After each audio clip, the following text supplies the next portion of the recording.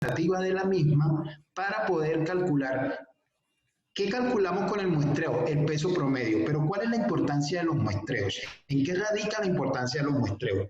Desde su punto de vista, William, ¿tú cuál es el objetivo fundamental de hacer un muestreo? Para ti, William. Solo William.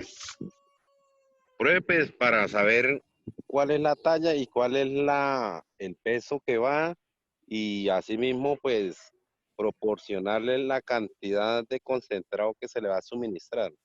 Listo, muy bien, William. Doña Nidia. Señor. Para usted, ¿en qué radica la importancia de realizar muestreos? Para saber el peso, la talla y poder así darle la dieta mejor de alimentación a la especie, ¿no? Y en qué estado se encuentra, si está enferma o algo, ¿sí? Listo. Rubén. Para poder sacar el peso promedio y así mismo sacar la dieta balanceada y mirar cómo está el cultivo, si tiene alguna enfermedad o algo así. Listo. ¿Y Jonathan? Profe, para conocer la biomasa, para poder sacar la tasa de alimentación y ver si el alimento que estamos suministrando es el ideal o toca cambiarle la tapa. Listo. Me parecen muy acertadas cada una de sus decisiones o puntos de vista. Y sí, es eso. Para eso hacemos los muestreos. ¿Con qué objeto? Con el objeto de ver el estado de desarrollo en el cual se encuentran nuestros animales, si están convirtiendo o no el alimento que nosotros le estamos suministrando, si tenemos que hacer algún ajuste a la dieta, ¿sí? Lo que dice Jonathan, lo que dice William, lo que dice Doña Nidia, lo que dice Rubén. Entonces, si nosotros hacemos un muestreo, también aprovechamos para ver el estado digamos, el estado en el cual se encuentra el animal a nivel de talla, a nivel de peso y a nivel de presencia o ausencia de algún patógeno, ¿sí? Si presenta alguna anomalía, ya sea en su forma, en presencia o ausencia de algún patógeno, sea una bacteria que se manifiesta normalmente cuando se pudren las aletas o cuando se le pudre el cuerpo, cuando se están levantando las escamas, cuando no tienen mucus, eso es presencia de bacterias. Cuando tiene presencia como un algodoncito, eso es presencia de fungicida como hongos, sobre todo la saprolegnia. Y la saprolegnia normalmente, como ustedes saben, aparece sobre todo cuando hay mala calidad de agua y hay frío, porque cuando hay frío y esos animales, y normalmente los peces que cultivamos son de clima cálido, las defensas bajan y quedan susceptibles a cualquier tipo de enfermedades. Los virus se manifiestan normalmente cuando el animal no come, cuando empieza en estado de letargia. Entonces eso hace que el animal no tenga el comportamiento normal que debería tener. ¿Y cómo se manifiestan los virus? Normalmente con muertes, ¿sí? Los virus no tienen cura. Si me hago entender, lo único que debes hacer es esperar a que pase el virus y los que sobreviven, pues son inmunes a ese virus. Y lo que normalmente hacemos es tomar esa población y realizar procesos con ellos de tal forma de que ellos sean los padrotes. ¿Por qué? Porque se supone que estos animales que resistieron el virus van a ser capaces de su progenie soportarlo también. Entonces, en ese orden de ideas, nosotros tenemos que analizar todas esas variables en el momento de hacer un muestreo. ¿Cuánto cogemos normalmente? Jonathan, pasa la diapositiva, por favor.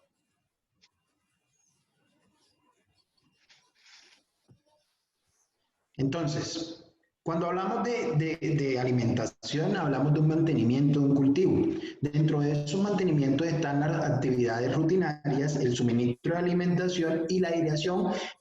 ¿De qué va a depender la aireación? Va a depender del tipo de cultivo que estemos explotando. Si es extensivo, semi-intensivo, intensivo o superintensivo. Entonces, pasemos.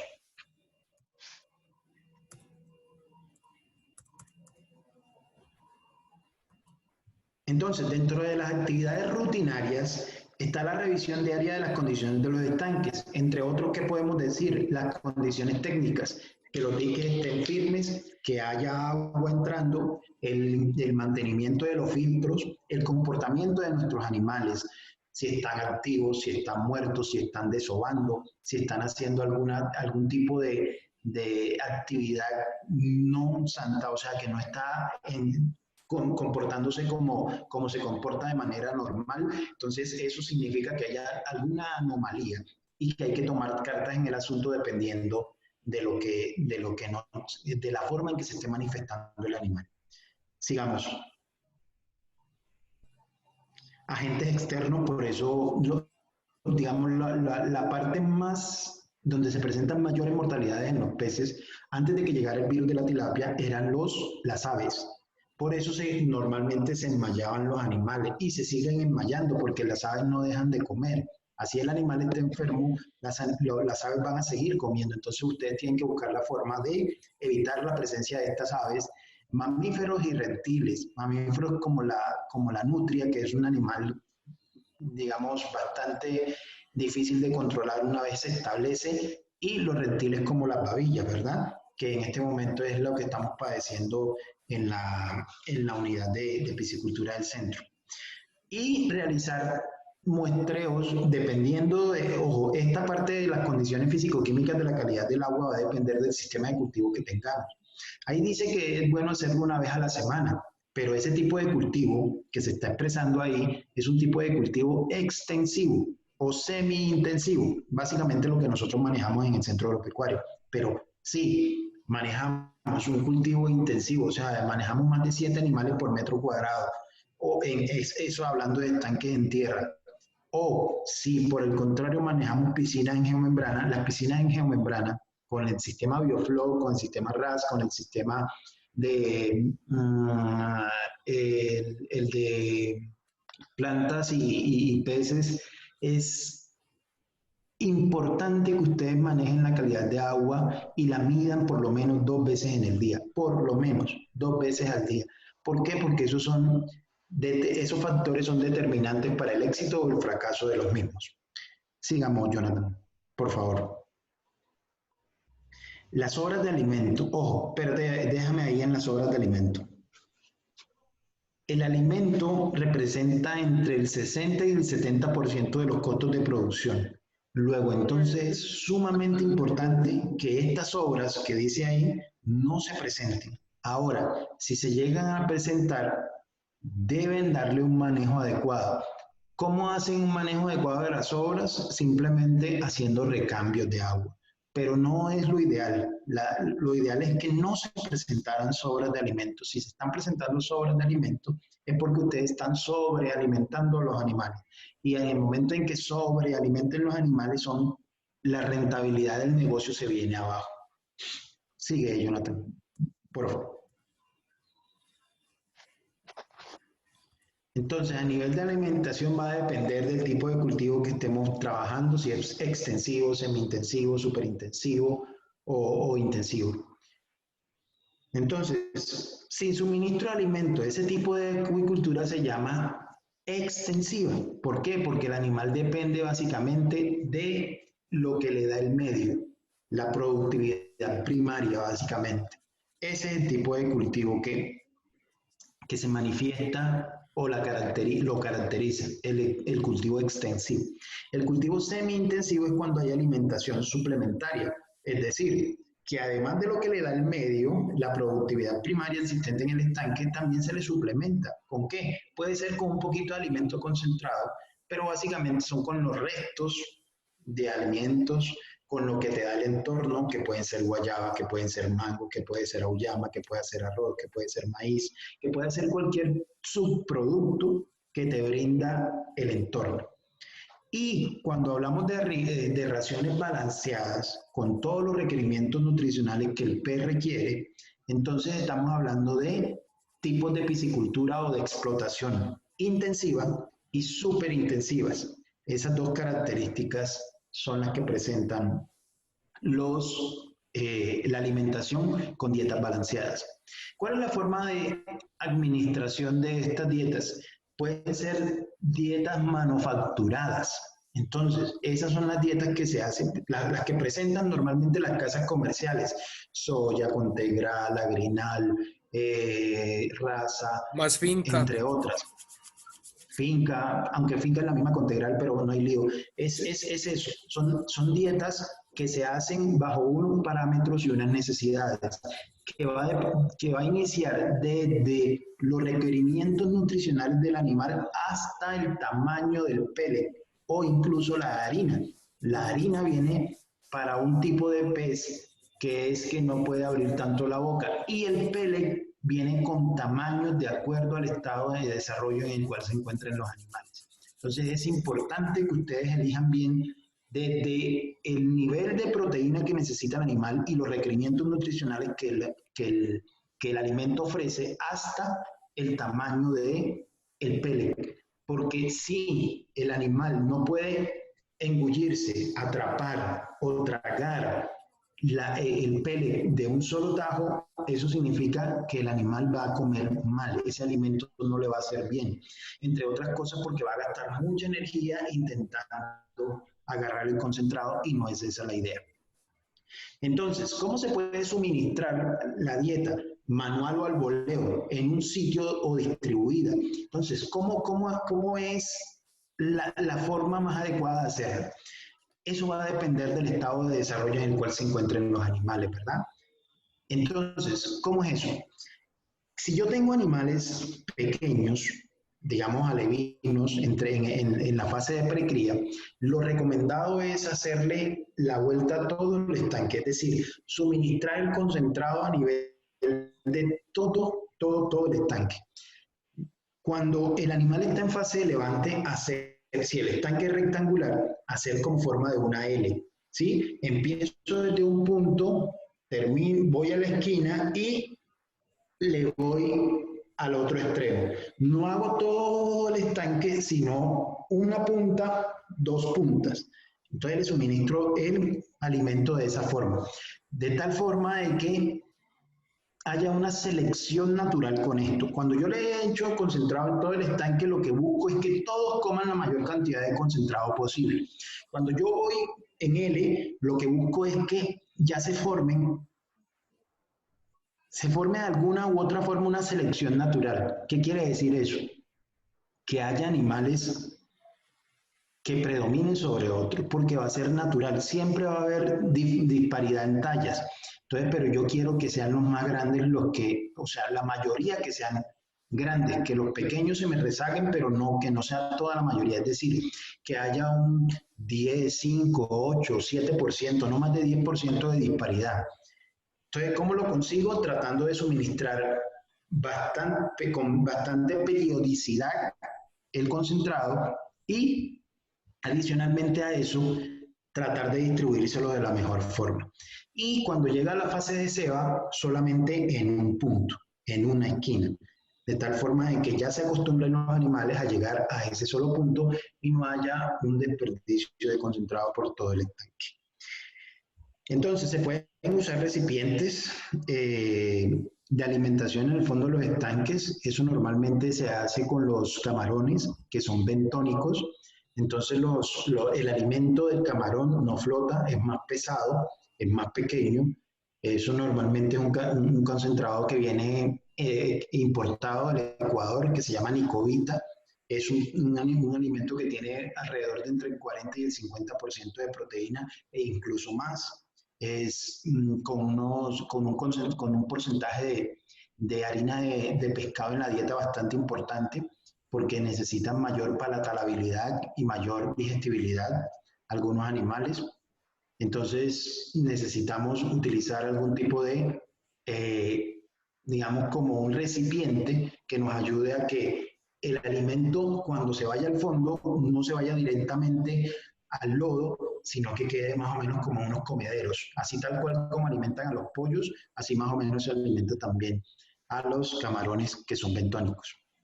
Pero también existen máquinas ya industrializadas para hacer alimento, para distribuir el alimento, ¿sí? Entonces, ahí hay más adelante hay unas imágenes. Sigue, Jonathan. Están los autoalimentadores que se activan con los peces y hay unos automatizados que simplemente yo los programo desde un computador, desde un software y le digo, necesito que descargues tanto alimento a tal hora y ¡tum! Simplemente hundir enter y listo. Él se programa y automáticamente distribuye el alimento que yo ya le programé. Y hay estrategias de alimentación que pueden ser a través de tablas, que es lo que le vamos a explicar hoy, o a saciedad. A saciedad básicamente es lo que hacemos, por si se acuerdan, con lo del RAS. El RAS es, a saciedad es darle al animal hasta que quede satisfecho. Cuando ustedes visualizan o identifican que un animal está satisfecho, cuando ya pierde esa voracidad. Cuando está comiendo con voracidad es cuando le da rápido, empieza a comer rápidamente. Entonces, eso, digamos, es un sinónimo o una pauta para identificar la voracidad del animal. Pasemos. Entonces, ahí están en la foto que ustedes están viendo, hay formas de alimentar, ¿verdad? Esta es una forma manual, a saciedad. Ahí de pronto no hay ningún tipo de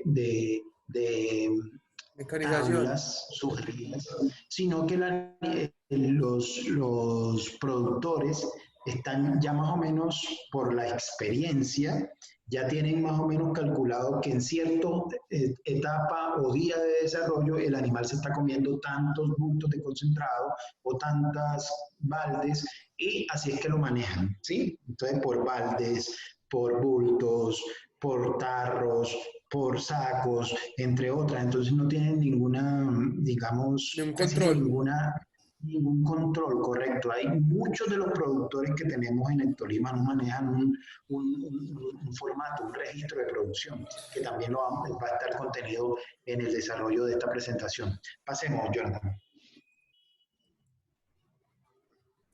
Bueno, sociedad. Pero también autoalimentadores. Esta. Los autoalimentadores. Y también están los alimentadores automáticos, ¿verdad? Simplemente hay unos que se programan, como el de la primera foto. Bueno, todos en realidad se programan. Ahí no hay, digamos, hay unos que son al tacto con el animal.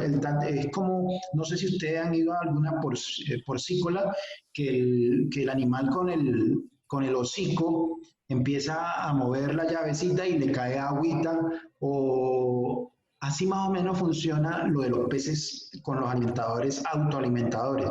El animal los activa ¿de qué manera? Simplemente toca con un cabezazo y ahí le suelta. Sí, como un hocicazo en este caso, es con el hocico que hace el animal y ahí le suelta un poco de concentrado. Si ustedes ven la última foto, la donde están como unos impulsadores, como unos cilindros, como verdecitos mates, miren hasta dónde llegan esos impulsadores, el alimento. Allá al fondo. Los jaulones. Los jaulones, correcto. ¿Esto qué quiere decir? Esto es mucho más eficiente, pero tiene una desventaja. Desde su punto de vista, cualquiera de ustedes cuatro que está presente, ¿cuál sería la ventaja y cuál sería la desventaja de utilizar este sistema en particular? Pues la ventaja sería la facilidad, la desventaja es que usted depende de la presión del sistema.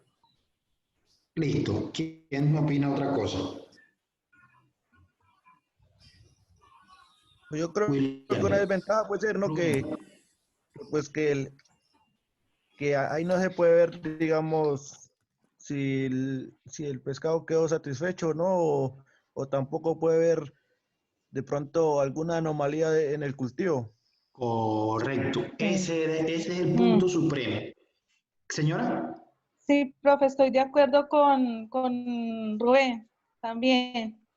Ese es el punto neurálgico de la desventaja que tienen estos equipos, que son muy efectivos porque, digamos, te dan la necesidad, te ahorras trabajadores y es muy eficiente. Ahora, ¿en qué radica la deficiencia de este sistema? En que tú no puedes ver, no puedes controlar, no puedes visualizar, o sí puedes hacerlo, pero de todas maneras entonces lo que te vas a ahorrar en la implementación del sistema igual lo tienes que pagar con la presencia de estos estos alimentadores porque alguien le tiene que ir a dar una vueltecita a ver si los animales están o no disfrutando o que se quedan satisfechos o si se pierde o no se pierde el concentrado que le estoy suministrando. Entonces tiene sus pros y tiene sus contras, pero es muy efectivo la verdad. A veces amerita hacer la inversión. Sigamos. Ya depende Entonces, ya depende de la capacidad del cultivo, pues, claro, de las dimensiones, porque usted está esperando pequeño, claro, pues no es factible, ya es para alguien que tenga una piscícola más de montada. sí, por ejemplo, digamos, lo más grande que hay en Colombia a nivel de producción es Botero. el embalse de Betania, ¿verdad? Que se encuentra en el Huila. Y la idea era ir con ustedes a Betania. ¿Y qué se hace allá? Allá hay una persona que trabaja 8 horas al día en 3 jaulones. Se le asignan 3 jaulones en el día para que le suministre alimento a esos 3 jaulones. Esos 3 jaulones, la suma de esos 3 jaulones tienen entre 600 y 1 millón de animales en ceba. Entonces, la función del alimentador es regarle el concentrado durante 8 horas en el día a esos 3 jaulones. Hay fincas que tienen 30 jaulones, luego entonces van a tener 10 alimentadores para esa actividad, mientras que si tuvieran un sistema como ese que le acabo de mostrar, pues no necesitarían 10 personas, necesitarían 1 o 2 para supervisar si el sistema está funcionando o no, si los animales se están quedando satisfechos con lo que les están dando. Entonces, seguimos con el ajuste de las tasas y la frecuencia de la alimentación. ¿De qué va a depender? De la especie, de las características del pez, del hábito alimenticio, de la temperatura y del oxígeno disuelto disponible en el agua, del tamaño y la edad de los peces, de la presentación del alimento, si hay sobrealimentación o subalimentación, en ambos casos es malo, si yo le he hecho muy poquito o si yo le he hecho de más, en ambos casos es malo. ¿Y cómo lo controlo? A través de los muestreos. Los muestreos son los que me van a dar la posibilidad a mí de determinar a ciencia cierta cuál es el requerimiento real de mi especie de acuerdo al estado de desarrollo en el que se encuentre. Sigue, Jonathan. Venga, ese tiempo que está ahí, Sí, lo que queda la reunión, sí. Ah, juema, chica. Yo creo que hay que hacer otro. Dale.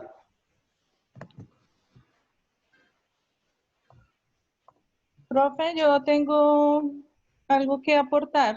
Señora, ¿en qué diapositiva? En el cultivo que hace mi hermana allá en la finca, ella sacó una tilapia prácticamente de 7 meses y no alcanzó al kilo. Entonces, pues hemos observado y ella ha observado que es también la temperatura, ¿no? Porque también eso afecta harto, o sea, puede estar bien alimentados, pero también la temperatura de pronto no deja también que esté en el crecimiento, ¿no? Claro, digamos, pero hay que ser un poco más conscientes a la hora de esperar y conocer un poco la biología del animal. ¿En qué sentido? En el sentido de que uno no puede esperar que después de 7 meses una tilapia esté de 1 kilo. Por mucho alimento que usted le eche, no va a crecer. No va a tener ese peso. Y ahora, la temperatura y los niveles de oxígeno son fundamentales. Si usted tiene digamos, una buena producción, una buena calidad de agua y le suministra un buen alimento concentrado con todos los requerimientos nutricionales que la especie necesita, usted puede esperar que en 7 meses una tilapia roja esté entre 400 y 550 gramos en espinal. Ahora, si usted se va al Líbano y le da las mismas condiciones, el mismo alimento concentrado y le da la misma densidad de siembra y el mismo espacio, la misma área, el mismo terreno, igual no va a tener ese mismo peso. ¿Por qué? Porque la temperatura es un factor fundamental a la hora de tratar o realizar una proyección de ganancia de peso. La temperatura es factor importante, ¿por qué? Porque el frío no es muy buen aliado de las especies de clima cálido. Entonces eso hace que su metabolismo se disminuya y al disminuir su metabolismo, el crecimiento va a ser un poco menor con respecto a si estuviera en un clima tropical. Entonces, con respecto a las tablas, ahí están viendo ustedes las tablas de alimentación. Para truchas, la temperatura es un factor importante que juega un papel fundamental. Entonces, las truchas se dan en un clima de entre 10 y 15 grados centígrados, pero también aceptan temperaturas de hasta 18 grados centígrados, siendo la óptima los 15 grados centígrados. Digamos, si ustedes tienen, estoy hablando de la temperatura del agua, ¿verdad? Entonces, déjamela ahí, Jonathan, donde estaba. Eso. Rubén.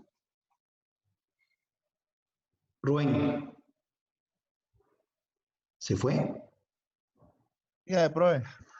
Rubén, antes de que te quedes dormido, sí, yo hice un muestreo, ¿verdad? Y me arrojó un peso promedio, y ese peso promedio fue de 147 gramos. ¿Cuál es el porcentaje de biomasa que yo debo utilizar? Perdón, en 12 grados centígrados. ¿Cuál es el porcentaje de biomasa que yo debo utilizar para trabajar?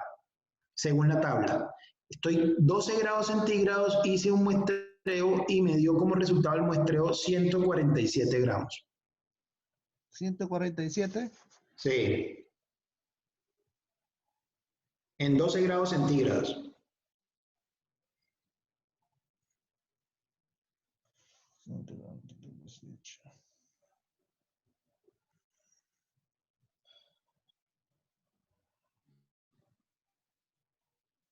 No, profe, no le entiendo bien. Doña Lidia, Profe, estaría el peso entre el intermedio entre 130 y 12 grados sería 1.40.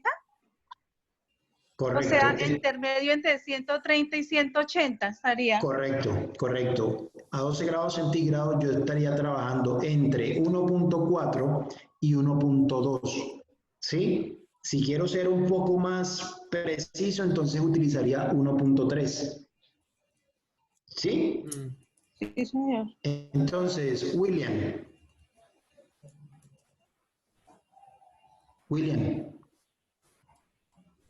Rubén, ¿entendiste? Señor. William, hice un muestreo y el muestreo me dio precisamente 280 gramos y tengo una temperatura del agua de 15 grados centígrados. ¿Con cuál porcentaje de biomasa tendría que trabajar o debería trabajar?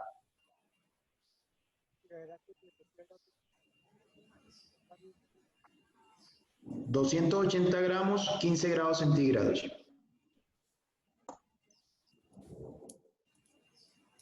Con 1.41, profe. Gracias, William. Habló Rubén. Pues Por por eso eso. le dicen bobo.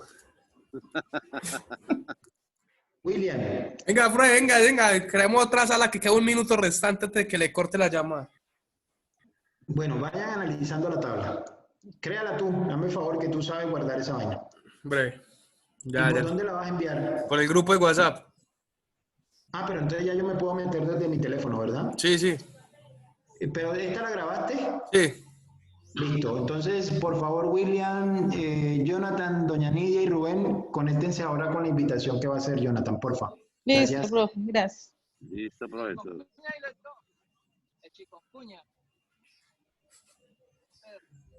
Chikungunya.